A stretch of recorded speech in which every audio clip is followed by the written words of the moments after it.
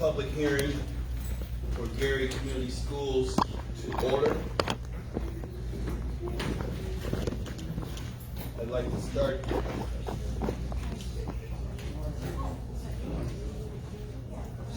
I would like to ask Ms. Zabrowski to start us off. Good evening, Gary Community School Corporation, School Board, Dr. Stokes, community members. What I'd like to first do is I'd like to go over some of the forms that we presented at our last meeting for our 2025 budget and capital projects. Here's the Form 3, which provides us with the estimated operating maximum levy and our property tax caps. You'll also note that the dates of our public hearing and then our actual adoption date of the actual budget. Next, we have here our tentative capital projects plan. Keep in mind that we will determine what is a necessity to be done based on the 2025 budget.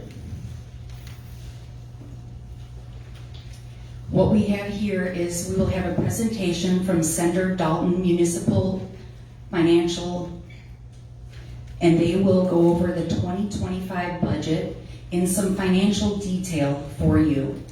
I have reviewed and approved this presentation and the budget for the 2025 school year and capital projects. Mr. Dalton? Excuse me for just a second. I want to take care of one little oops. I want to take attendance to confirm that we have a quorum in an official meeting. So if we can take attendance, please. Mr. Michael Suggs. Present. Dr. Woods. Present. Mr. Johnson. Present. And I am present. We have 4 present, 1 absent. With 4 members present, we have quorum. This is an official meeting, and again, this is the public hearing portion for the 2025 budget. Mr. Senator Dalton. How are you, Board? Steve Dalton, Senator Dalton Financial Advisors. I think this is kind of a budget that we pulled together, but the good news is this is the first budget pulled together with your new CFO and with your new administration. Let me just make you one guarantee. This budget will have some problems. We're still learning. We're still digging our way through all the details of a many $million school corporation. We'll be back talking about this in future months, but this is the time period where we try to set a meeting, try to set a budget, a hearing about all of next year. Think of that. We're trying to project ahead 15 months, what could happen over the next 15 months. And we're going to start with the education fund, which is the biggie. The education fund is the fund that receives almost $40 million from the state in grants per pupil, per student. It also receives a couple transfers in from the debt service fund and the referendum fund for a total of just over $40 million or $41 million of projected revenue in 2025, and expenses, including salaries and transfers and supplies and all the expenses that come with our teaching staff of just over $37 million. So the good news, it's always good when the revenue number is more than the expense number. That won't always be the case, but right now this education fund is a very positive, balanced budget for 2025 in its proposal. Operations fund, this is the one we've been talking about that has its challenges. And the reason it has its challenges is because it uses property taxes. It's attempting to levy $31.9 million in property taxes. That's what we should be getting. Before the tax caps, that's what we would have been getting. The tax caps are going to take $26.2 million away. It's good for if you're a taxpayer. You're only paying 1% on your house or 2% on your as a landlord or 3% as a business, but it's not so great for us because we don't have then enough money to run the entire rest of the school corporation besides the teaching staff. So, I went too far.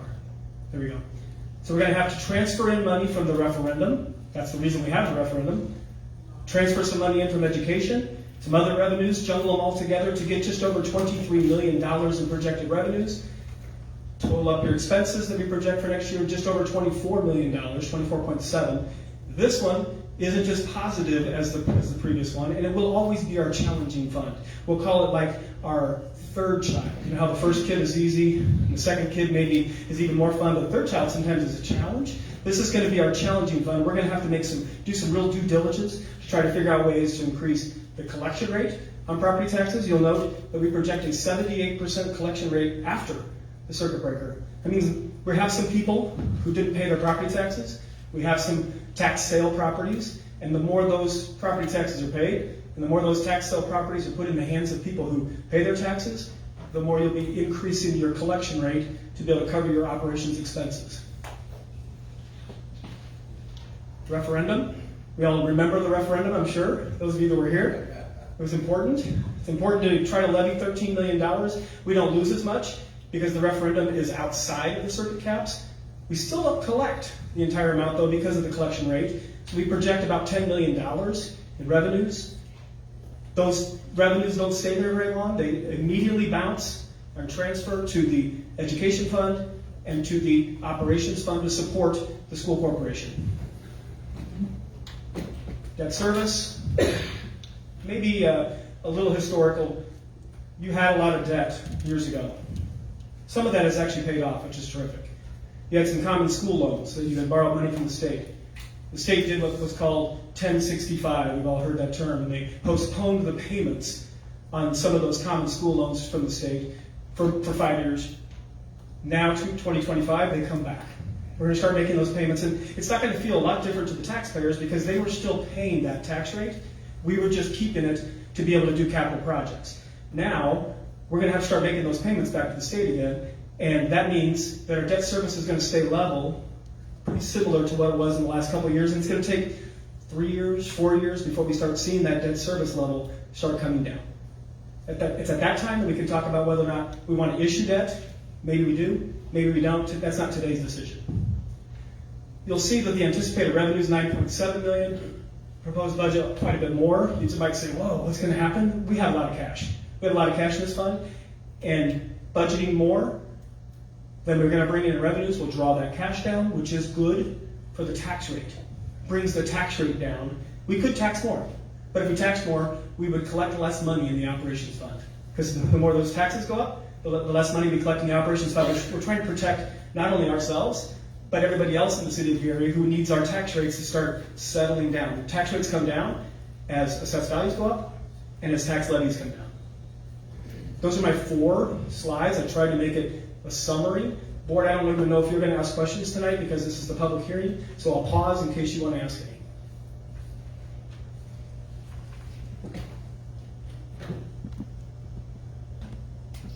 Thank you.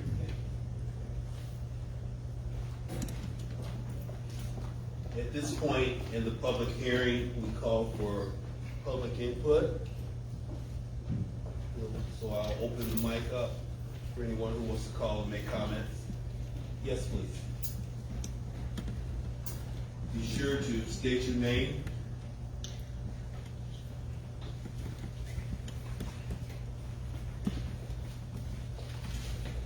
Hi, Christy Sass. I'm glad we're getting to ask questions about the budget, because I was thinking on the drive over here that when I used to go to the Naperville meetings, they'd take 3 hours because they'd go through a lot of detail. And you guys are really quick and efficient, but we don't get into the detail. Okay, I did not understand what he was saying about the tax rates going up, because I didn't think anything you could do would affect the rates. So either I don't understand it or he misspoke, so I'd like to know what that was about.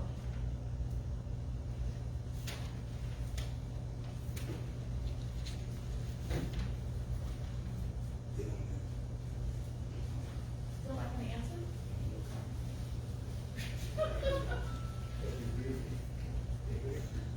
Good afternoon, I'm Attorney Tracy Coleman, and the questions that I have on the budget, I want to know, did Sender and Sender ever get it detailed where we have an operating budget for each school? So, and if that isn't done, I want to know, when will it be done? Because that seems like one of the representations made to DUAD, that our community would get an operating budget for each school so we would know the cost. And my other concern is, because we never ever want to go back to the red, and looking at past history, one of the concerns was to take pressure off of the operating budget by putting the allowable expenses in Title I. So my concern is, even though we're seeing a budget that meets the standard of state law, it's not necessarily a budget that's giving us all the knowledge and empowerment that we need, so we never go back to being into the red. So I would just ask that the board, before adopting it, not just look at what's required by law, but really work with Sender and Sender to give me the bottom line numbers. And the other concerns would be with the capital plan. I'm very concerned because I did attend budget meetings in the past, because one of the issues I see in Gary is that our children have not because nobody asked for it. So when we dealt with 1065, at that time we had Mayor Karen Freeman Wilson, where the council had passed a resolution, even though the next mayor pocket vetoed it, but Mayor Freeman Wilson was very instrumental with helping us position 1065, because there was a facilities plan which had documented what the needs were. And I've been to the budget hearings under the emergency managers, and basically we were not heard. Because what they spent the money on, I really don't know. And that's why I'm concerned it's not an audit. I'm very concerned that we don't have the operational costs per building. And when I saw Banneker close this summer because of the air conditioning, this is why we requested an audit. So basically we had an emergency manager say, Duab, don't worry about the air conditioning. Don't worry about this. We've taken care of it. So people trusted her, but nobody verified her. And so now this new board and superintendent, I'm sure you're gonna be hit with a lot of problems that we thought were done, but wasn't done. So what I would ask with Sender and Sender, don't just give us the basics, give us everything. Because our children, they deserve that athletic complex that was approved by DUAC. So how do we pay an emergency manager $100,000 to give us a facilities plan? She gets $150 million and none of it's built, but it still needs to be built. So I think this is the time that we come together as a community. So when the Indiana General Assembly comes back in session in January, we need to let them know what MGT, what McNulty did not do. And we need to talk to our legislators. We're living in a state where they have billions, not millions, billions in surplus. And every time I go to Indianapolis, I say these are American children, these are Indiana citizens.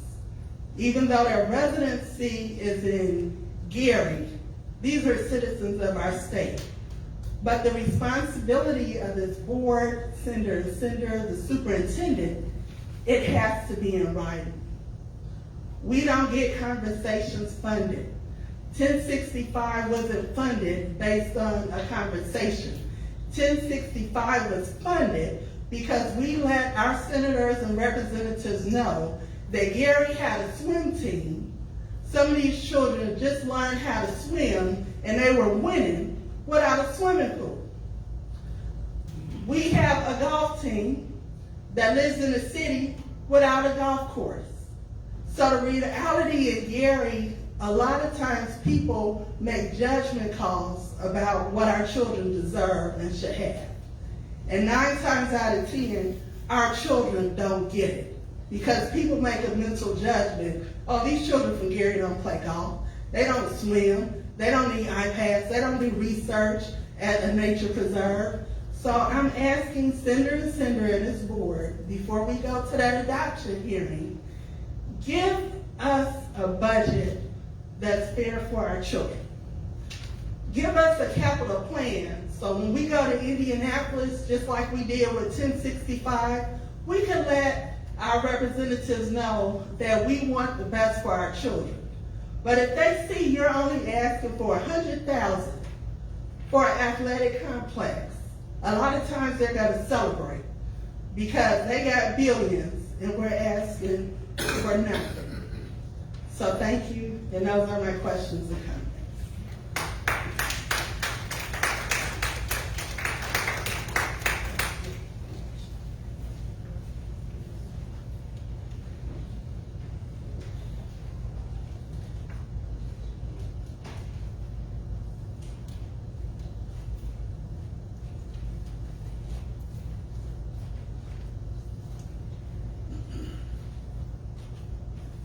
Yvonne Lucas, Gary, Indiana. I have a question about using the referendum money.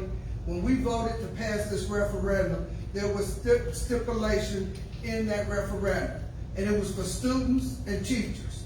And if we putting it in the education fund, what are we using it for in the education fund? Because just what Attorney Coleman said, that referendum was to help with the athletic department, anything that had to do with students and teachers. That's my only questions about using the referendum money.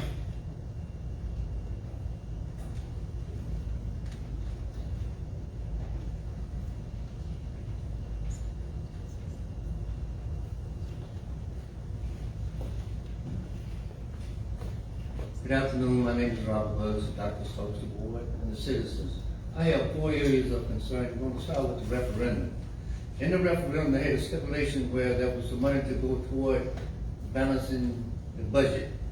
Now that the budget is supposed to be balanced, what happens to the rest of the money? In 1065, a few months ago, Dr. Rager said we had $13 million left in that fund, but that the board or the order superintendent could transfer it out of there to use it for something else. Now, I have complained again and again and again. I see on your budget, it doesn't include a pool, but it does include a decibel for security. Now, to me, a decibel means someplace where you sit. And according to all the fights that's been going on, nobody should be sitting. Now, I'm not saying it to be facetious. The other thing is about the chiller for Banneker School. Is that the Gary Middle School or is it Marquette Banneker? It didn't say it. But I do have documents where a few years ago, the school administration set aside so many hundreds of thousands of dollars for those chillers. Now we're coming up for the same school for the same chiller again. What is happening with the money? The other thing is to the YWCA, and I'm going to say this every time I get up here. The Indiana Department of Education gave this a grant to the Davis School Corporation for $1.2 million in August of 2021. October was $147,500 grant. That money was supposed to be earmarked for special population students. As a matter of fact, it was a number, 100 special population students for after-hour activities. We don't know what they were because they never would tell us. What happened to that almost $2 million? So we got a lot of problems here, but a pool should be included in that budget because they have received millions of dollars for that pool. Even in the referendum, when they were trying to push it down everybody's throat, we're going to build a pool. Where's the pool? Children shouldn't be going to Hobart to use their pool. But I don't see it in here. And I do no disrespect to the security, but I think the pool is more important than the decibel for security. And that chiller money, if you want to see the documents where the money was set aside for each school, Bailey, Gary Middle School, then I have it, I'm going to show it to you. But when I bring documents for y'all don't even want to look at it. You don't acknowledge it. And that's the problem. So that money that was earmarked to balance the deficit, and I want to say this one more time, now that the deficit is supposed to be balanced, the budget balanced, where is that money going to? Since they didn't build a pool. And now, from what Mr. Senator said, we're going to be in the same situation all over again about another referendum. And if you don't have that referendum not passed, then what else can you cut out? We only got one high school. What else can you cut out? We have a problem, but we ain't been trying to tell you. I know me personally, I've been trying to tell you all and administration and MGT way before this happened, that this was gonna come to this day, but they're gone now, their pockets are full of money, they're gone. So if you want the documents, because I don't get up before you with just some talking off the top of my head, I have the documents where the money was received by the Gator Community School Corporation. Where did it go? No one knows. Thank you.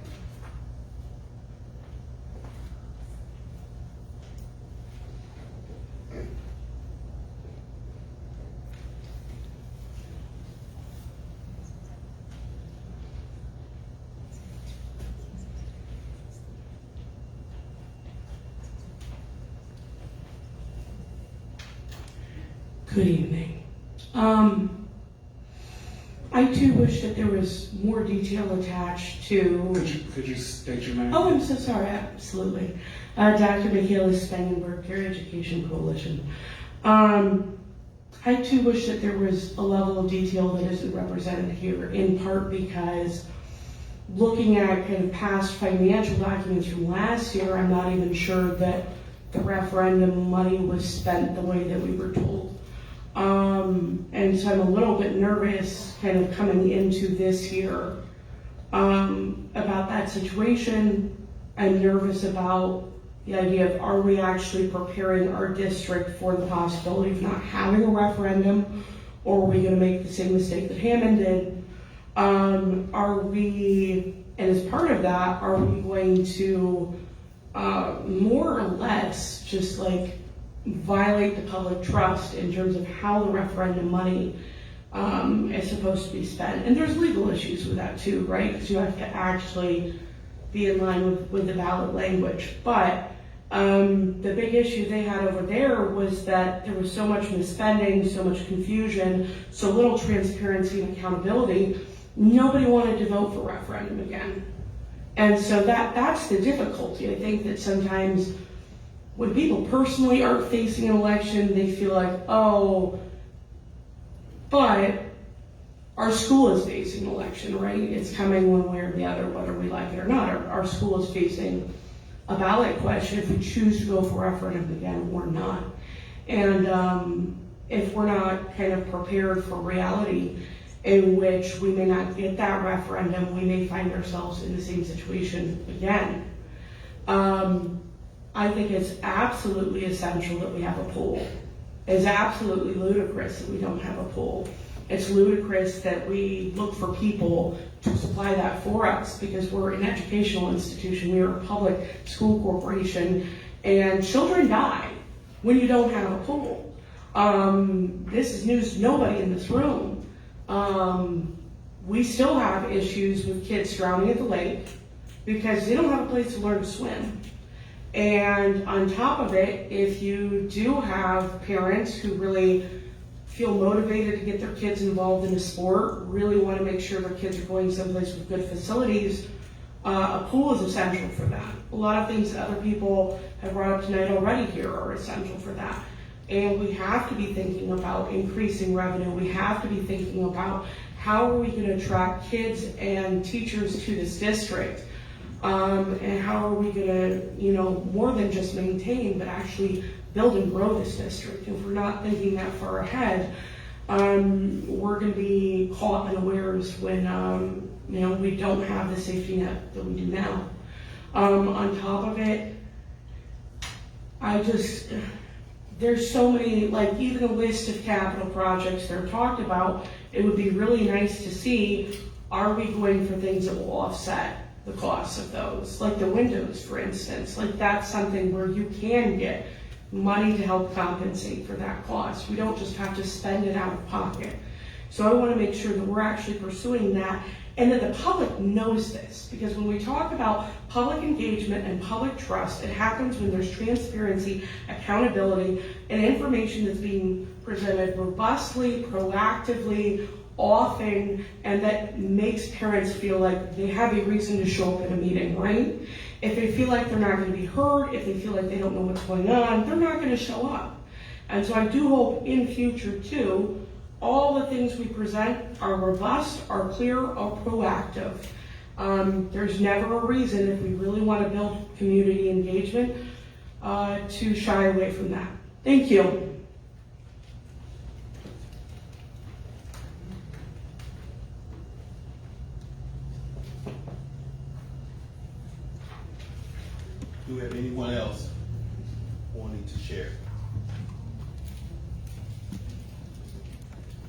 point, I'll entertain a motion. Close.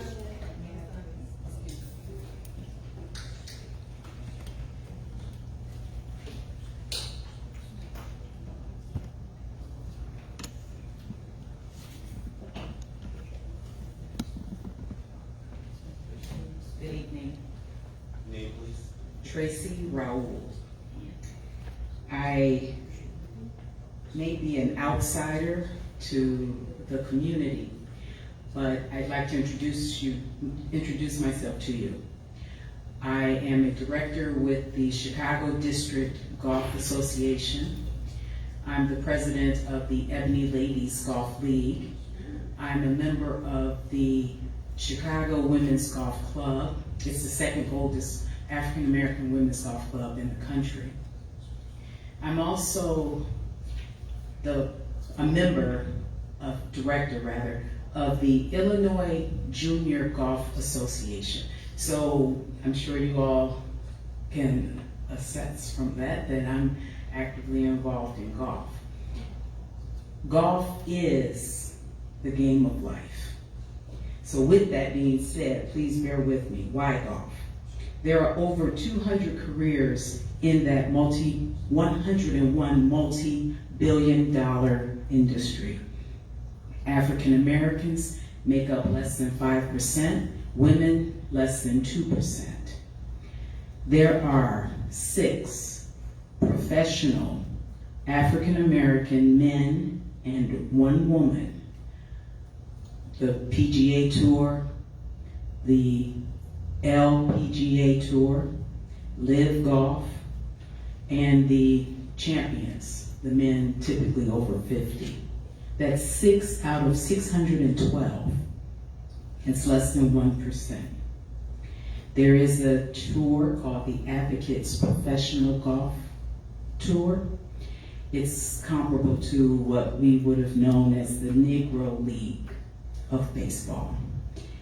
They are advocating and making great strides for African American men, Latin men, Asian men, men of minority nationality to actually play and get exemptions on the PGA Tour. Indiana has a rich history, whether you know it or not, in golf. You currently have 460 golf courses. The South Leeson course was historic because Anne Gregory, if anyone has heard of her, Anne Gregory was the first African American woman to win and represent the community from Gary. And it's sad at this point, and I've played Gleason several times with my league. It's unfortunate that it's not open, and I hope one day it can be restored to its glory. But as Anne Gregory said, my tax dollars are taking care of the big course, and there's no way you can ban me from it, because she was not allowed to play South Gleason. What's next? Hopefully, money is invested for these children who are coming up, not only to have exposure in swimming, but also in golf. Because as I noted, it is truly a game of life because of the values that it helps to manifest and teach.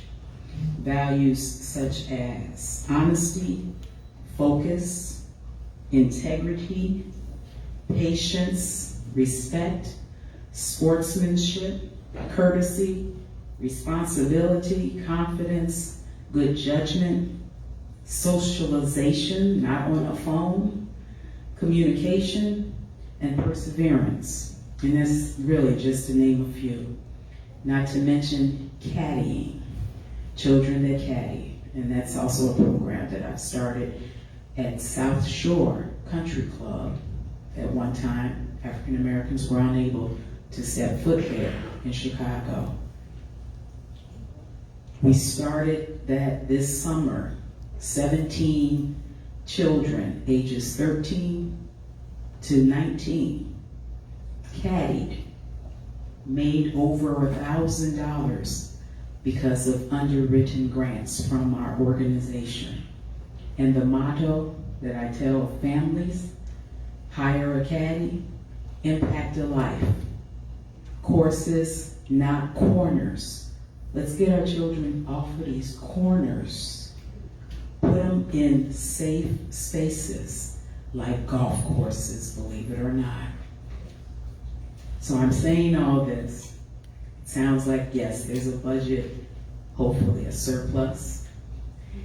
And if so, please, reopen, invest in Gleason in the heart of Gary.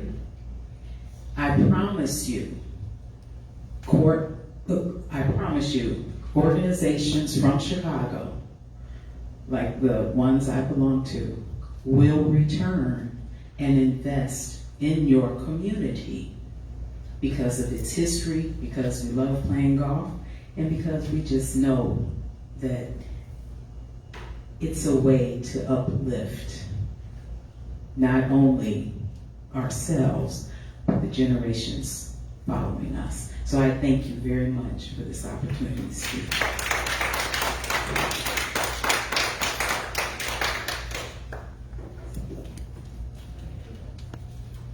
Is there anyone else that would like to share? At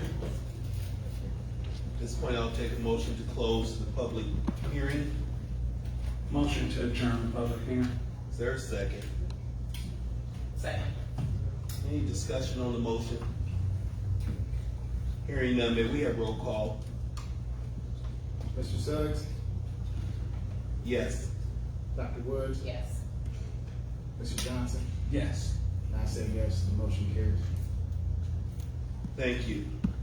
At this point, I'd like to open up our regularly scheduled school board meeting for Wednesday, September 25th, 2024. I'd like to call the meeting to order, and we will stand with the Pledge of Allegiance as we normally do. I pledge allegiance To the flag of the United States of America and to the republic for which it stands, one nation, under God, indivisible, with liberty and justice for all. Thank you. May we have roll call to confirm attendance of the board? Yes, Mr. Suggs, Present. Dr. Woods, Mr. Johnson. Present. And I am present. We have 4 members present. We have a legal meeting. We may continue with the agenda. Agenda item.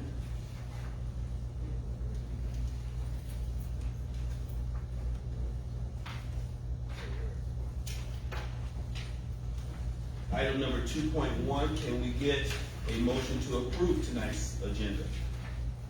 So moved. May I have a second? Second. It's been moved and seconded to approve the agenda. Any questions on the agenda? Hearing none, may I have roll call to approve the agenda? Mr. Suggs, Yes. Dr. Woods, Yes. Mr. Johnson, Yes. and I say yes, 4-0. Thank you. Let's move on to item number 3 on our agenda, Gary Ready snapshots. Ms. Winnington.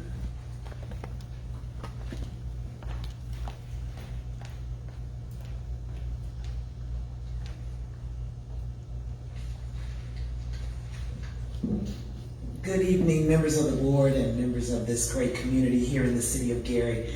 Today's topic for our Gary Snapshots is very important, and the topic is immunizations. We are in a critical point in the district and across the country where the ban has been lifted or the waiver has been lifted regarding immunizations, and it is now required for our students to have their shots or else they risk not being able to return to the classroom.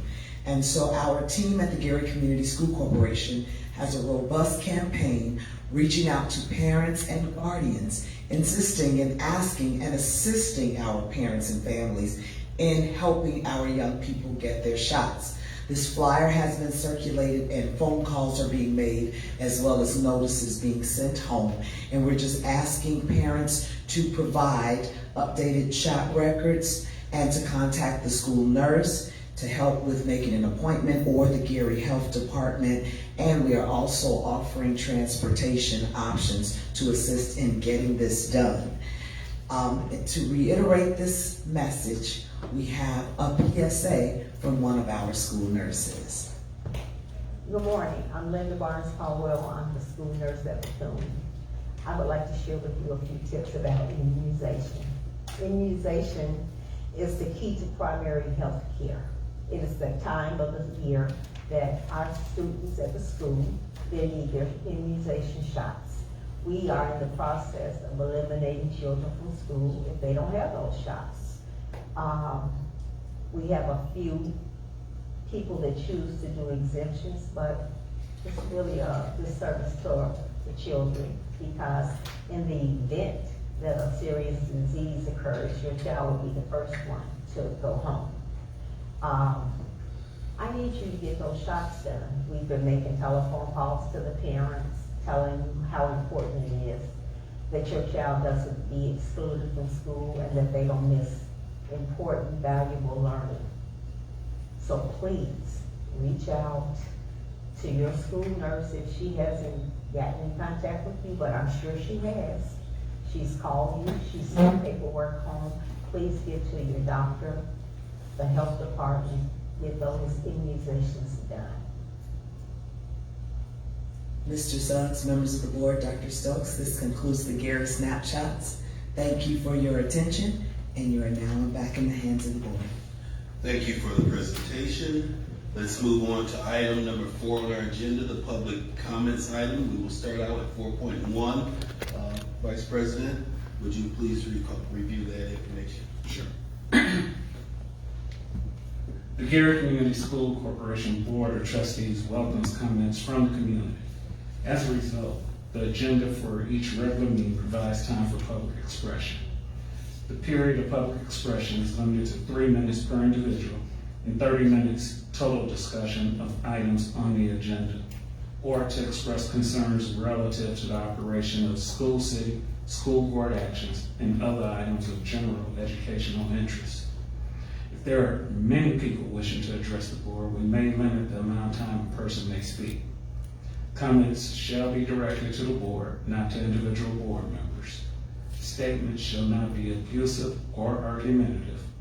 Persons making comments shall not debate statements made by other persons. It shall not be permissible to orally present or discuss complaints against individual employees of the Gary Community School Corporation at any board or school trustees meetings. Issues relating to personnel, individual circumstances, or an individual school will be referred to the building principal or an appropriate administrator in an attempt to resolve the issue prior to an appeal before the board. Speaker cannot transfer their remaining time to another person. The board president will enforce these rules and may take actions necessary to maintain order at the meeting.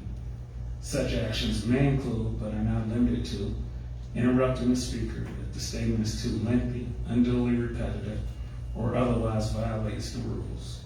The president may terminate the address of any speaker who violates these rules. Limit the total amount of time devoted to public comments if there is a large number of people wishing to address the board, or if there is a large agenda of other business before the board. Thank you, sir. At this point, I'd like to review the list of individuals who have signed up to speak to the group. Dr. Spangenberg.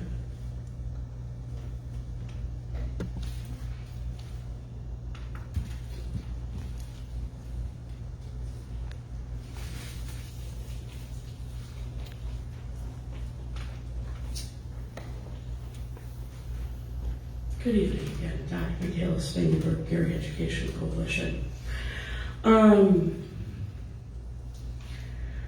really wish that for the budget meeting, I mean, I'm encouraged, we do have a lot of folks here tonight, but I do feel like not everybody who might have been interested or wanted to be here could be here because maybe not everybody necessarily knew what was occurring ahead of time. Not everybody knows how to use Gateway, right? Like, not everybody knows what that is, not everybody knows how to sign up for the alerts. It would be really great if in future we can do everything we can to bring people out for the budget hearing. Maybe we could even post a Form 3 on the website. Maybe we could post something on the website that said it's not just a school board meeting, because when you click on it, it just says school board. There's a couple of things that I really hope we can start to do better to build parent engagement. I'm very encouraged to hear from the young woman who came here and talked about the golf course. I do hope that we could do something about that between the city, between the school corporation. Policing was something that when I was on the Historic Preservation Commission, we fought really, really hard against pretty daunting odds to try to keep Gleason and to try to reopen Gleason and try to get something done for Gleason. And it was an uphill battle, and hopefully we live in kind of easier times now, because we definitely need that. That's an absolutely necessary resource for our kids. And I did see again that we have the information meeting notice for the policies that are being changed. I do recall that a prior meeting, it was stated that something would be posted somewhere, but I don't think that that's happened yet. In terms of what is actually being considered or presented. Likewise, the slides, you know, whether it was for the budget or for other things, we don't receive them as the public, which is a little bit atypical. It doesn't seem like something that people shouldn't be able to view ahead of time when they view the agenda. Maybe when we switch over to board docs, maybe if we link board docs fully and we actually start doing things through there, we can start to implement that. That would be really great. Because I think that without that, there's just going to be continued confusion, and it's very hard for confused people to engage. Thank you so much. Attorney Tracy Coleman.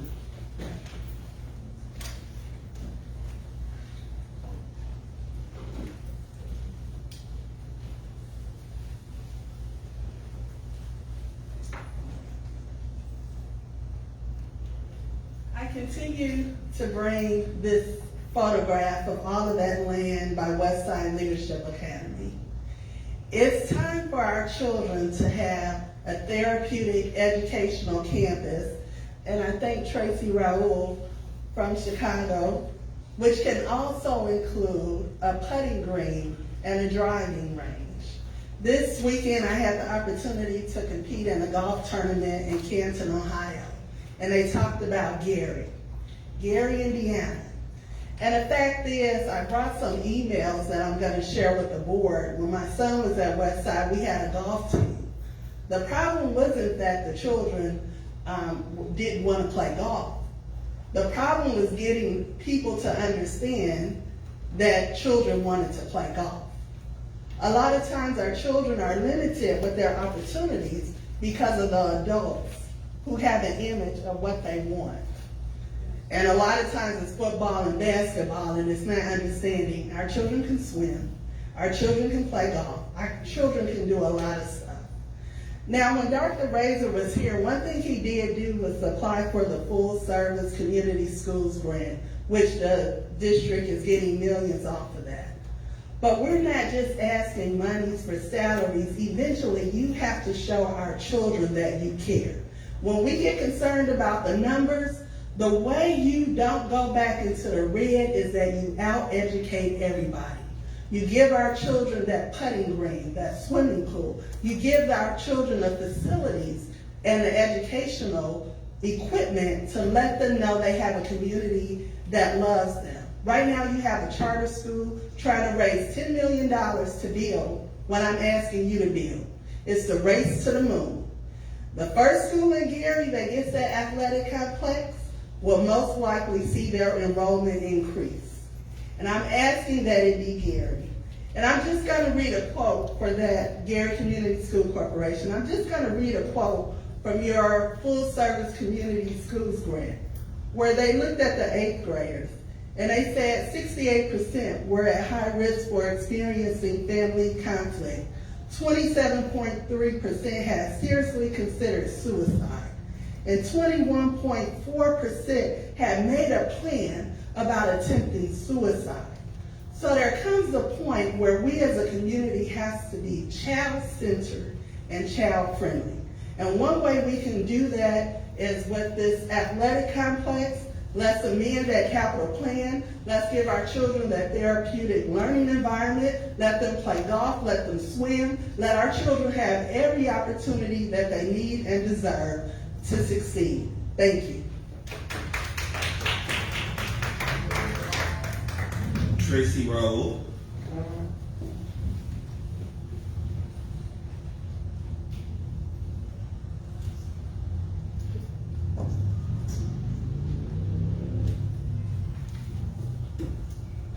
So I thought I had finished the first time, but apparently there were still some things I needed to say. So with what Tracy and the doctor noted, golf is important to the development of people. Investing in Gleason and reopening it, it can be a beacon of environmental change. For example,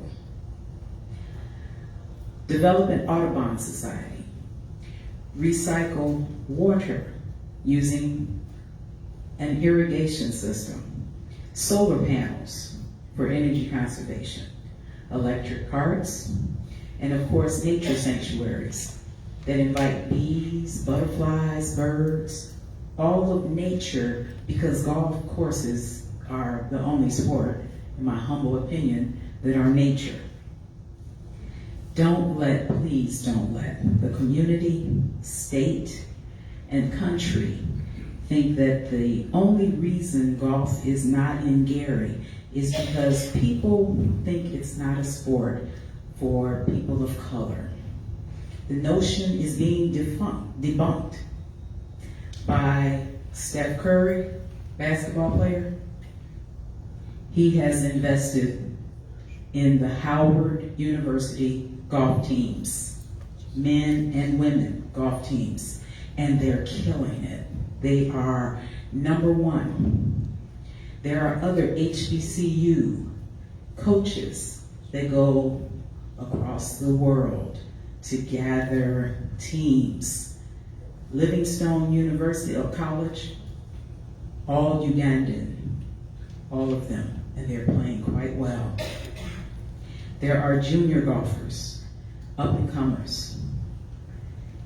Please, invest in the community and learn the sport that can really teach positive values on a course that are life lessons for everyday living. And our children can do it recreationally, professionally, just as a way of getting off their phones, if nothing else, for 5 hours.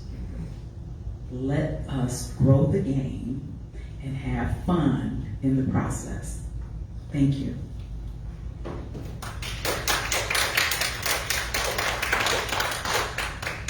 Ernest Walton Jr.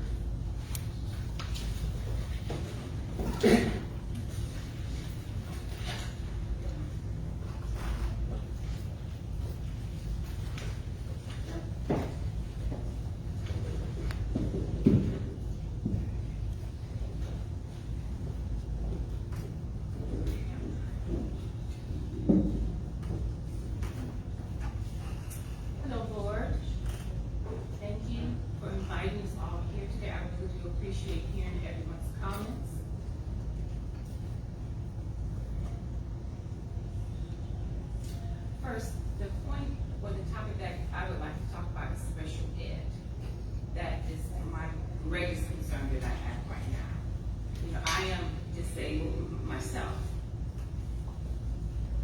I'm father of a child that's also disabled. And you talk about golf, you talk about the swimming pool. Hats off to that. Thank you, thank you. I also want to add something. What about bowling? You know, that's something that kids can play. Golf? Might be a little challenging, might be a little hard. Okay, for a child. Okay, but I still think that it is a good idea. But bowling, they can learn how to become professional. Just a lot of things that they can do. I really would like to encourage all of the disabilities to have opportunities, challenges, to be normal, just to focus on them as well. What about special education? I appreciate, really, really, you know, I would like to see the parents to be involved, but there's not a lot of programs for the deaf and hard of hearing. It's the Sept for special ed. Number 2, I would like to ask the board, I hope that you can talk to the IT tech person regarding Facebook Live with having closed caption, that they can be seen. Because a few of my disabled friends, family, they would like to watch this board meeting as well. I really want to support Gary. I just want Gary to just improve, to have everything that we want. You know, because many other schools, they have programs that we don't have. So, dang, what happened to our school? I live here too. I've been here for 62 years. We have just gone down. We have just gone down. I'm just hoping that you can improve. Special education, the budget for special ed, I hope that it can be used for special education. I know that there's just so many different things that the budget is going for, but what about our kids? Okay, that's really my concern. Thank you for your time.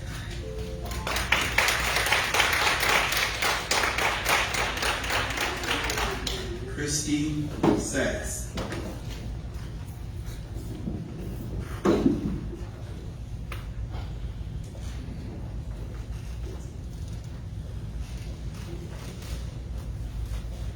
Hi, Chrissy Sass again. The guy about the budget left. You can't even ask him afterwards questions. And I think it is weird that we're just seeing the high level of detail, and we didn't even get the handouts for his slides, so I tried to take pictures of them, because I think when you do a budget, you have to have the detail and then you roll it up to see the totals. So it's gotta be there somewhere. It seems like we should be able to get at it. I'm actually more concerned about the kids learning to read and do math than I am about pools. But it reminded me of something that I hadn't thought about in almost 50 years, so I'm going to tell this little story. Because I went to college out east, and there was a men's college down the road called Amherst College, which is very exclusive, very hard to get into. It's got one of the lowest acceptance rates in the whole country. And there was this African-American kid on the floor where I met a bunch of guys, and he was the only African-American kid I ever met the whole time from Amherst. So he must have been really something to get in there. And at that time, freshmen had to take a swimming test. And his name was Penny, and he drowned during his swimming test. And so I hadn't thought about that in a long time, but I knew his roommate. And they had a class meeting, the officials from the college came, and all the people that lived on the floor. They'd only been together for like 10 days. It was very intense, you know, get to know everybody on the floor. And this Penny from New Orleans died because he couldn't swim. And of course the school was involved because the guy who was administering the test, the phone rang in the office, and he went in the office to answer the phone. And because of the way the deep end was down and the office was here, but you know, there was an African-American kid who must have been so smart because he got into Amherst, and he died because he couldn't swim.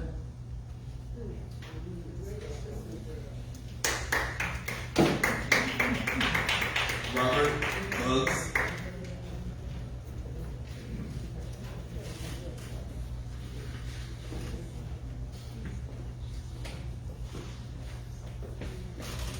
Good afternoon again. My name is Robert Buggs. I'm going to start off by saying what the board member read. He said it was authorized by Indiana law that I would have to get a copy of it with FOIA request. But before I do with a FOIA request, I have to know the Indiana statute. So could somebody please give me the statute, then I can effect the FOIA request. The other thing is I'm going to continue talking about the money that was received for special population students. Now, the other administration of MGT, for years and years, and probably before that, there's been nothing allocated as far as sports-wise for the special population students. And that is ridiculous. Other schools have activities for them to do. So why are we forgetting them, especially when I have documented evidence where they receive millions of dollars, especially for the special population students. Now, I am still going to ask about the pool. That was money allocated through the referendum. That was money authorized through the ESSA 1, 2, and 3. And that was some money coming from the COVID money that was supposed to be used for the school at Westside School. What happened to the money? Now, it's sort of embarrassing that we come up here and just talk to the wind. We don't get any answers. When you say you need a pool if you need a windows for Westside School, for the middle school, you should say what's wrong with the windows. Either they are broke, cold wind is coming in, or something. Not just a bland, we need windows for the school. These individuals here tonight are very intelligent. So we need to have details. We are the taxpayers. We are advocating for our students. Because without the students, none of you all would be sitting out at the board, or none of us would be here, period, Gary Community School Corporation. Now, as far as the budget, we asking questions, and we still don't have any answers. What do we do? We leave it the same way we came, with questions. And that's not right. Now, I understand that the board was not chosen by the citizens of Gary, but the people that appointed them should think about the citizens, because you're making decisions of our children. And the people that appointed you, the majority of you, don't live nowhere close to Gary, Indiana. Thank you.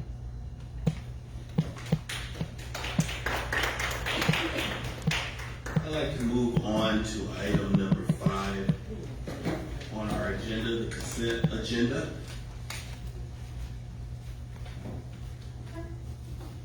Mr. President, I'll make a motion to approve items 5.1 through 5.6 under the consent agenda. There's a motion on the floor. May I have a second? Second. It's been moved and seconded. Is there any discussion on this motion? Hearing no discussion, may we have a roll call for approval? Dr. Woods, Yes. Mr. Johnson, Yes. Mr. Suggs, Yes. and I say yes. 4-0. With a vote of 4-0, the motion passed. Let's move on to action item number 6. We will start out with Dr. Stokes, please. Thank you, President Suggs. As we know, we need to have 2 readings or just to be able to look at the proposals for our actual policies. As I've shared before, and I want to share again, we are building the plane while we are flying it. That means that as a new district, because we've come out of takeover, we have to establish policies based on Indiana code and of course, based on what the board is wanting for Gary Community Schools. Most of our policies are dictated by legislation. However, there are sections in our policies where we're able to decide what will be best for our students and our staff, and in some cases, the greater community. With that being said, if we can pull up our second reading, I want you to look at the policies that deal with professional staff. We call it the 3000 series. So 3000 is professional staff tempers. I do want to say that 6.2 are on the 6.2, it will be the policies that deal with our support staff. It's the 4,000, but as we look at the 3,000, you're going to see similar policies in the 4,000 because many of them actually overlap. With that being said, I think that I've shared in the past some of the policies, for example, policy 3112, which deals with board staff communications. I always think that that's one that I want to make sure that our staff understand that the communication from staff members to board or its committees shall be submitted through the superintendent. The procedures is not intended to deny any staff member of the right to appeal to the board or on important matters, but it's just through established procedures. And in the same, all official communications, policies, and directives of the board of staff interest should come to and through the superintendent.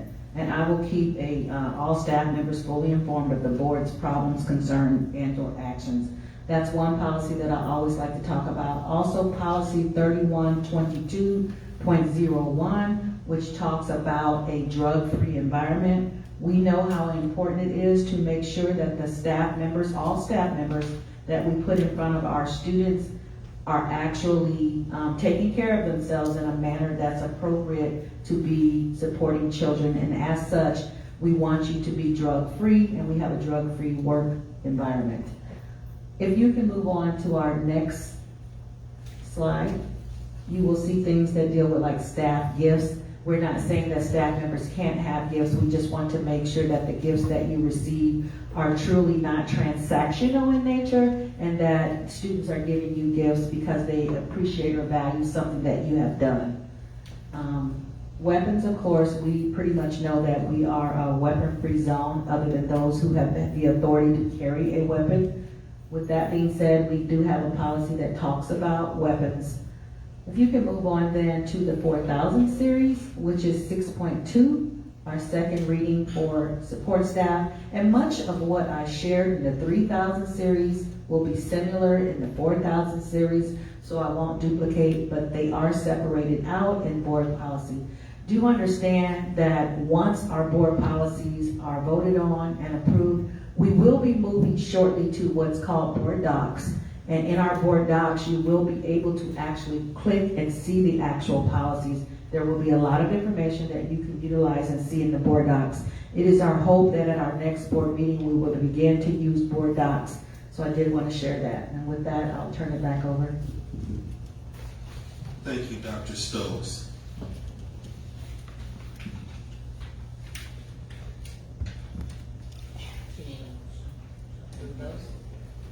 I would like to entertain a motion from the floor to vote on action items 6.1 and 6.2. I'll make that motion. There's a motion on the floor. May I have a second? Second. It's been moved and seconded. Is there any discussion on the motion? Hearing no discussion, may we have roll call for approval, please? Dr. Woods, Yes. Mr. Johnson, Yes. Mr. Suggs, Yes. and I say yes. 4-0. With a vote of 4-0, the motion carries. We will now move on through the agenda to items number 6.3.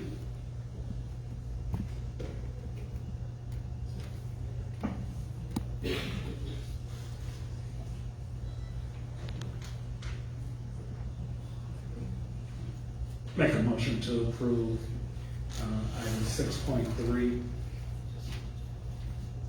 through 6.9. There's a motion on the floor to approve items 6.3 through 6.9. Is there a second? Second. It's been moved and second. Is there any discussion on this motion? Hearing no discussion, may we have roll call for approval, please? It's Dr. Woods, Yes. Mr. Johnson, Yes. Mr. Suggs, Yes. and I say yes. So it's 4-0. With a vote of 4-0, the motion carries. Let's move through the agenda to agenda item 7, information items. Dr. Stokes, would you present this, please? Thank you. We are looking at the first reading of our Gary Community Schools finance policies. So if you can pull the screen up, please, for me, thank you. There are many policies that deal with finances. As we all know, there are many things we would like to do in any district or in any organization. You often have to have money to do those things. And with that being said, Indiana Code provides guidance around how we have to operate so that, once we actually get audited, that we make sure that we're being fiscally responsible with our money, but that we are doing it in a legal manner. With that being said, we have several policies that deal with money. One that I would like to highlight is policy 6111. It deals with internal controls, and it basically talks about the fact that the corporation has to have a process that provides reasonable assurance regarding the achievement for effectiveness and efficient operations, reliability of reporting for internal and external use, and compliance with applicable laws and regulations. Oftentimes, I think that it is important for us to know that there are many things we oftentimes would like to do with money, including when we deal with vendors, but there are Indiana codes and guidelines around how we have to do that. And so, as I shared earlier, once the policies are published, if any community member or board member has a question about why we can do certain things with RFPs, which are requests for proposals, or things that deal with vendors, you can go to the policies and you will see the Indiana codes that govern how we interact with money. That is the only one that I want to share at this time, unless the board has one that they would like me to talk about. So with that being said, this is just a first reading that deals with policies. There will be other readings that come back with policy, and I'll turn that back over. Thank you, Dr. Stokes. Let's move to item 7.2. Ms. Nelson, would you review the employee evaluation plan?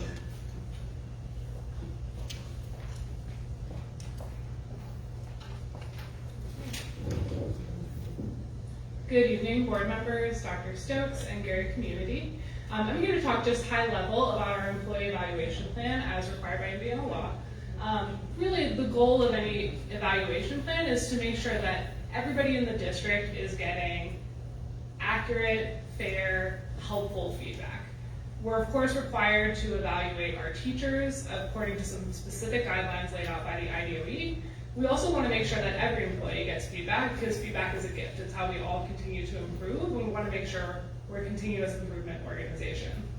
So a couple quick pieces of information about how we evaluate. We use a tool called Education Advanced, which was for many years called Standards for Success, and you will typically hear it called SFS around the district. And for a version of that same rubric that we also use. Our evaluations are made up of a couple of components, and they differ a little bit by employee type. So our biggest group is, of course, our teachers and our instructional staff, which is in that first bucket. 90% of their evaluation comes from that RISE rubric that we talked about. 5% comes from a professional growth goal that they set at the beginning of the year, and then 5% comes from a student learning objective where they give an identified assessment at the beginning of the year, compare that against an end-of-year evaluation that's comparable, and determine how their students performed. Because of course we want to make sure ultimately that our instructional staff are having the desired impact on students. The second group is some of our deans, our behavior specialists, some of our case managers, counselors, and other support staff. Their evaluation, because they don't have as direct of an impact on student learning, comes from a rubric that's specific to their role, and then a professional growth goal. Principals and assistant principals, 100% of their evaluation comes from their RISE rubric, so there's an assistant principal and a principal version. So we work through that process with those administrators. And then the last bucket is folks at the district level, which includes really anyone in a leadership role at central office, directors, and chiefs. And they also have a rubric that's specific to their role. One thing we've worked really hard on this year is making sure that everyone does get feedback that's really actionable and helpful, because feedback is a gift. I appreciate, I know Ms. Dunham and Ms. Lucas are here. We've worked really closely with the Gary Teachers Union to make sure that all the components are helpful to teachers, are accurate, are realistic, and I've appreciated their collaboration and flexibility as we've worked hard to get it right. And just a quick overview of the evaluation timeline specifically for teachers, because that's sort of the most in-depth type of evaluation that we do. So right now, we're doing training. We did one on Monday for evaluators at the secondary level. We're doing one tomorrow for elementary. And teachers are starting to set their growth goals and their student learning objectives. Then they will, in this first semester, get a what we call a long evaluation or a formal evaluation from their evaluator, who's the principal or assistant principal in their building. That's at least 45 minutes long, so that somebody's really sitting in and watching a full lesson from start to finish, giving them feedback on it. They can request a pre-conference if they choose, but they don't have to. Same thing, January to May, they get a second observation, and then they do a post-conference at that time. Then we look at their professional growth goal. Was it met? Their student learning objective, what threshold did they hit, and come up with a summative evaluation. And that's kind of an overview of the process. Any teachers who are rated needs improvement or ineffective in their final evaluation do complete a teacher improvement plan, and they also have the option to appeal. So high level, we've got a lot of different rubrics and a lot of different instruments that we're using. But we're kicking that off right now and getting a lot of the training out of the way, and our principals will be starting to evaluate and do observations here in the next couple of weeks. Any questions I can answer? Just a quick question in regards to the evaluation and those teachers who weren't successful when putting on a performance plan. Is that something that you be put on multiple years, or how is that progression? Yeah, so the plan automatically lasts for 1 year, and we create the plan for a year. And it includes things like time with a coach, professional development, meetings with the administrator, sometimes modules, depending on exactly what the need is, and they co-create that plan. And then in terms of timeline, it depends on what their evaluation is the subsequent year. If they've met some of those goals and they've hit effective or highly effective, then that goes away. If they don't, then that's a different conversation where we either extend the plan or talk about other options. Thank you. Any other questions? Thank you. At this point, let's move on to item number 8, the administrative report. Ms. Grady.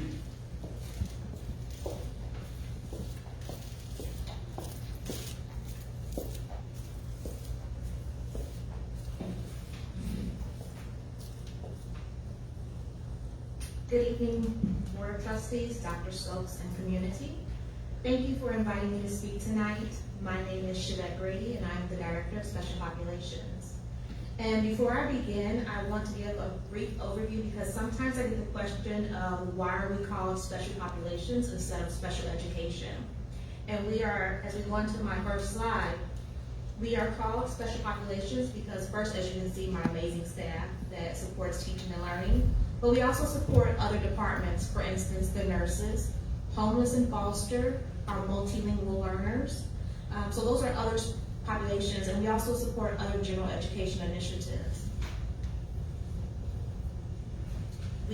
As we talk about my department, we're also going to talk about hiring and our need. And we are seeking highly qualified professionals to join the special population department. Currently, 2 of the biggest areas that we are in need of outside of teachers and paraprofessionals are speech pathologists and a deaf and hard of hearing teacher. We are working alongside our HR department, and as well as using a few programs. One is called ASSET, and the other is called iSeal. Now, ASSET is a program that if you are a licensed teacher, you can go to the ASSET, which is a year-long virtual program, and you will receive your credentials in special education. iSeal is a program where if you have a bachelor's degree in any field, you can go to selected universities, and iSeal will pay for your degree to become a special education teacher.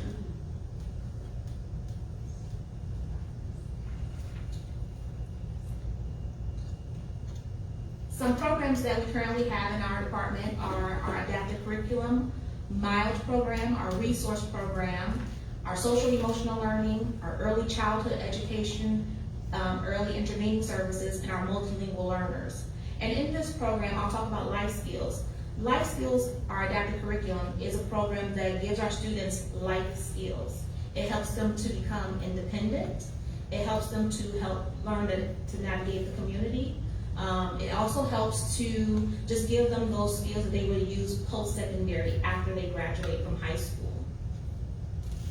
And some of the students that we currently serve are, right now we have 867 students that have an IEP, which is an individualized education plan.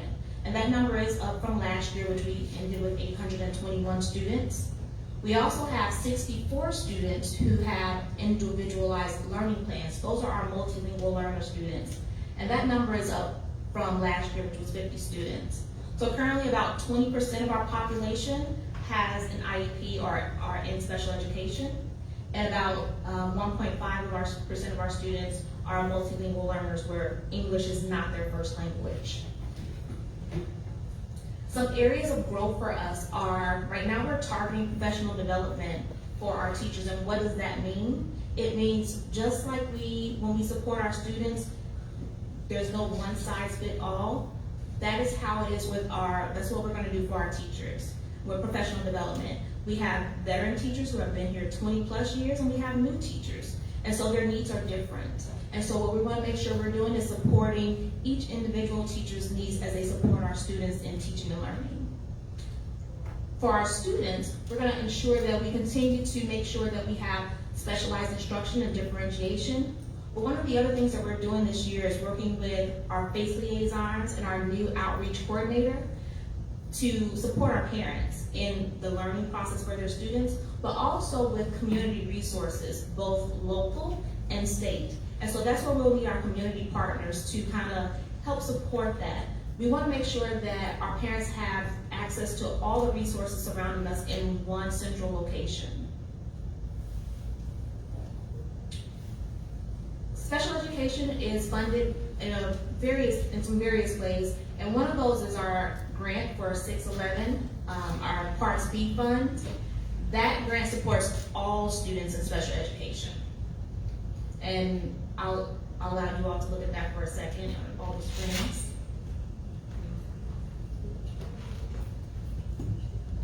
Another grant that we also get is our Parts B 619. Now this grant is only for students ages 3 to 5. It supports our preschool, and if you're age 5 and in kindergarten, it supports you in that area. And I'll also allow you to look at that for a second to just show how that fund is split up. For special education, we also get various other grants, and I'll talk about one of those at the end of our presentation. But one of the things our teachers also have an opportunity to apply for grants. We also get Medicaid funding as well. What's new for special education? So as I just talked about how we get grants, we were awarded a grant of over $90,000 so that we can have robots for our students. And you might ask, why robots? So what we did was we looked at some of our populations of students with autism, students with behavioral concerns, students with processing delays, and some of the things that they struggle with are emotional, social skills, emotional understanding, conversational support, how to start a conversation, how to end a conversation. And so our robots, believe it or not, actually help with that. And so our students have been allowed to kind of interact with these interactive robots that dance, that talk, that move. And so this has been really fun for our students and some of our teachers as well. Another program initiative that we're starting is called Pre-Employment Transition Services, PREETS for short. And that is with PCG, which is Public Consulting Group. And this program is free to us. It is free to us, it's free to our students. And what that does is it gives students the opportunity to learn post-secondary skills, whether it's if they're going to go to a 4-year college, a 2-year college, work right after school. But it focuses on 5 areas: job exploration, work-based learning, counseling on opportunities in post-secondary, and the one important thing, self-advocacy. That's another skill that our students really, really need. How to ask for things that you want, how to kind of communicate with anyone with those soft skills. So this is an area that would support our students. And so the only thing parents have to do, and I do have applications here, is sign your student up, ages 14 through 22. And we will post it online as well so that parents can sign up. But that is the only thing that parents have to do for this. But again, it supports our transition services, and PCG will have their staff to come over and support the students. That might include also going into the community. So if there's community partners willing to allow us to come into your businesses to help teach our students those skills, that would be amazing as well if you all can reach out to me so that I can give those names to PCG. If I may, Dr. Stokes and board, with your approval, one of the action items that you brought up that was approved was the Sorensen phone. And as Mr. Walton is here, that is a phone that will support him and his child. And so that phone, that was approved, Mr. Walton. So I am excited, so thank you, board, for that approval for that. And that phone will go into our Westside Leadership Academy. That ends my update currently. Are there any questions? One quick question. Could you share with me the key attributes of a highly qualified teacher? Yes, so we want someone who is fully licensed in special education. Yes. With special education, you are not able to get an emergency permit. That was the way a while back, but with federal laws, you have to be a licensed special education teacher. And with that, it can be in mild, in several different areas, mild, moderate, there's various areas, but you must be fully licensed.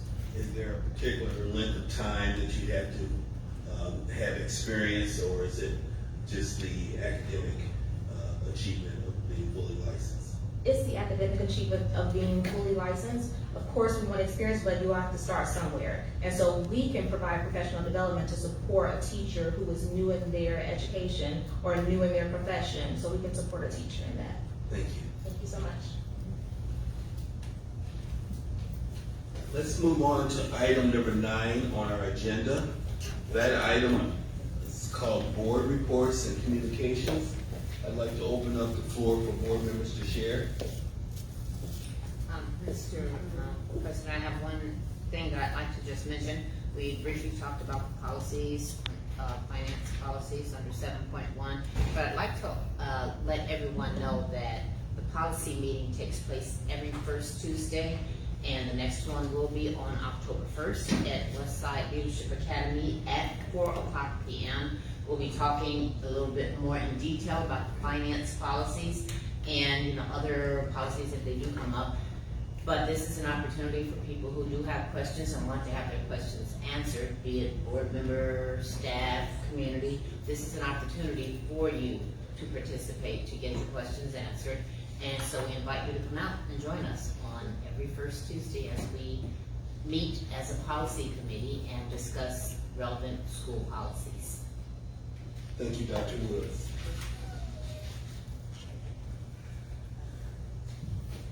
So I would like to share, I was sent a message today by our fellow board member, Dr. Alan McLeod, and I'm going to read this assignment that I have from Dr. McLeod. I wish I could share my expression of how happy I was that she gave this to me. She said, "Mike, please read this with strong expression, just like I would."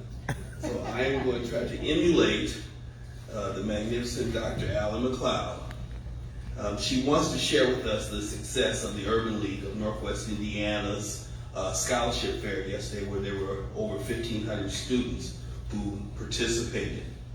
On behalf of Dr. McLeod and the Urban League team, she sends special thanks to the counselors here at Westside Leadership, Ms. Denise Bacon, Mrs. Dana Collier, Ms. Sharon Cooper, along now with we have Westside Leadership Academy coming into the scholarship fair.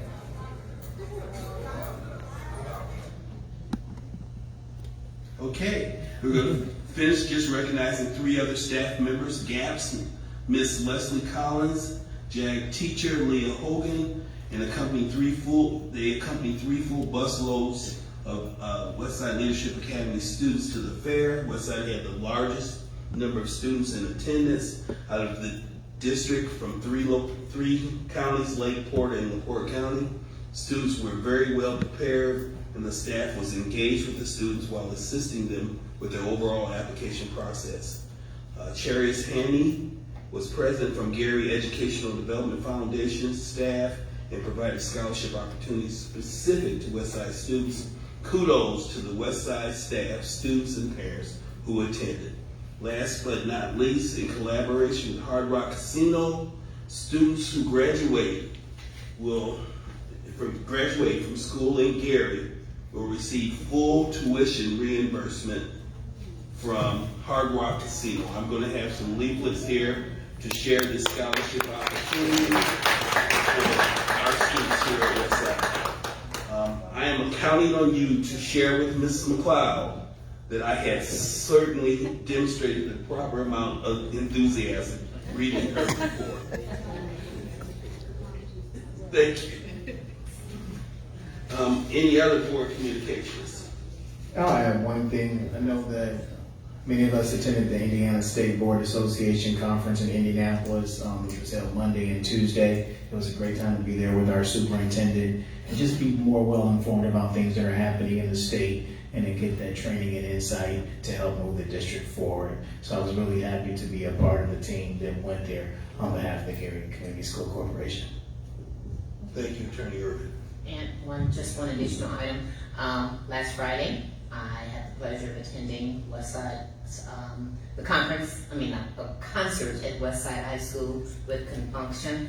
It was really well attended, a very good event, and I have to say kudos to Mark Spencer because I knew he was talented.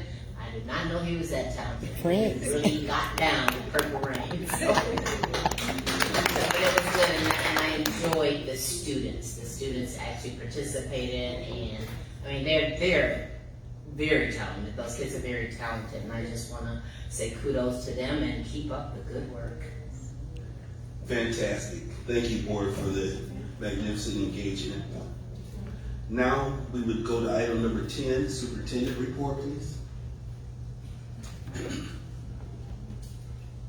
Okay, so as always, I like to share matters of corporation interest. If you can go to the next slide, please. I want to have Ms. Whittington talk a little bit about some things, but I wanted to first talk about the whole attendance matters. We are actually having meetings to discuss the importance of having our scholars, our students, your darlings, our students and children in school on a regular basis. We understand that things happen and students have to be out, but do understand that it is so critical and so important that we partner with our students, with our parents, with our teachers and staff to make sure that when students are in school, that they're not just there physically, but they're there mentally as well. So we want to have these meetings with parents, and if you look at the screen here, this information will be on the website as well, and it already is actually. These are the meetings and the scheduled time, so I'll just give you a little bit of time to look at that. And I don't know, Ms. Whittington, if you wanted to add more about. We're good? Yes. Okay. So please, please, please try to make the meeting for your particular school. I'll go as far to say, and I think I can do it because I'm the superintendent, if you can't make the meeting at your school, I'm sure another school will welcome you coming in to hear the information with their scholars. So please, please, please try to make a meeting. If we can go on to our next slide. We actually have a community survey, and we want you to take the community survey. If you can pull your phones out, yes, you can pull your phones out right now, and we have the code up. I am going to have Ms. Whittington talk a little bit more about our community survey because I want to make sure we understand what we're asking you to do and why it is so important. Thank you, Dr. Stokes, members of the board. So this survey, earlier we had a representative from our community engagement team. Ms. Williams was here actually passing out the physical copies, but it is specifically for parents, guardians, and staff members of the Gary Community School Corporation. But we thought this was another platform by which we could reach those who are either tuning in virtually or happen to watch this at a later date, or if there are parents in the audience, or you know parents, that you can tell them to please fill out the survey. Now, what does it do? I'm so glad you asked.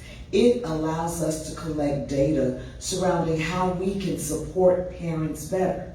What do you need? What can we do, and what can we supply to you as a parent and a staff member to better support our students? So it's a quick survey, a series of questions, and I just ask if you are in fact a guardian or parent in the Gary Community School Corporation, that you please complete this survey. And as you academicians know, the more participation in the survey, the better the data becomes. And so we don't want this to be just a handful of individuals representing the masses. It closes on next Monday, so please, we will be doing a hard push over the next few days, pushing the QR code, and if you would like a hard copy, we also will have that to be printed, or you can go to any of your schools and have it printed and filled out on site to return to one of our FACE liaisons. That's the information. And please tell them what FACE stands for. FACE stands for Family and Community Engagement,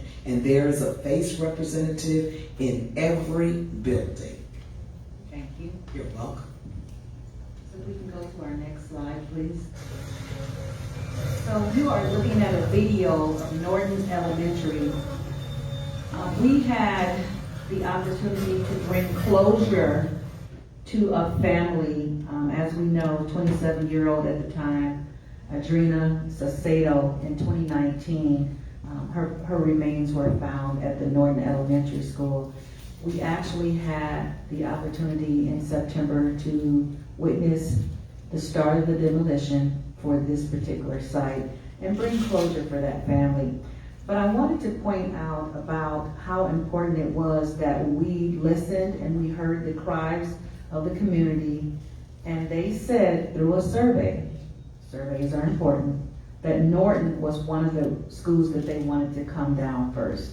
So we did listen to our citizens. They had an overwhelmingly wish that Norton would come down, and so the demolition did take place. So we can just play a little bit of that demolition, just so you can see what was happening.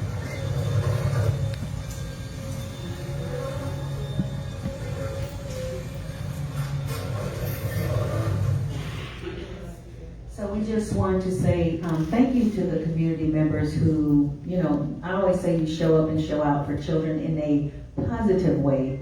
Thank you for doing that. Norton will be demolished, and I believe we said it would take 6 weeks or so. Is that correct, Corinne? Yes. Okay, 6 weeks. And so we, can you remind us, Corinne, of the team that's doing the demolition for us? Sealy Construction. So we thank them for all of their hard work, and we thank you as community members for, messaging to us that this was important, and so that we were able to support your need. We can go to our next slide. So Mr. Suggs did a great job of sharing about the Urban League, Dr. McLeod. Downtown Westside Leadership Academy coming into the scholarship fair. So these are just some pictures, as you saw earlier. It was a wonderful day, and look at the students. They were excited. They learned a lot, and this scholarship opportunity is awesome. So please make sure, families, that you get the flyers, that you get information, and if we run out, we can give you more. With that, let's go to our draft agenda. As always, we like to present a draft of a proposed meeting, information that the board will want you to know about. You see under Gary Ready Snapshots, we have student athlete highlights that will be shared. As always, we have some more board policies that we will have first reads and second reads. We will also have ask the board to adopt our 2025 budget and the form for capital projects, which is the CPF form. I do want to say that our budget information, the Form 3 and the capital projects, is on our website. Let me say that again. That information is located on our website. So if there's any confusion about where you can see it, please go to our website. Finance page. With that being said, I do want to turn it back over to President Suggs. Thank you, Dr. Stokes. I'd like to move to item number 11 on our agenda, and that is the adjournment. I'll entertain a motion to adjourn. So moved. Is there a second? Second. All in favor say aye. Aye. Meeting is adjourned. Thank you for your attendance and your participation.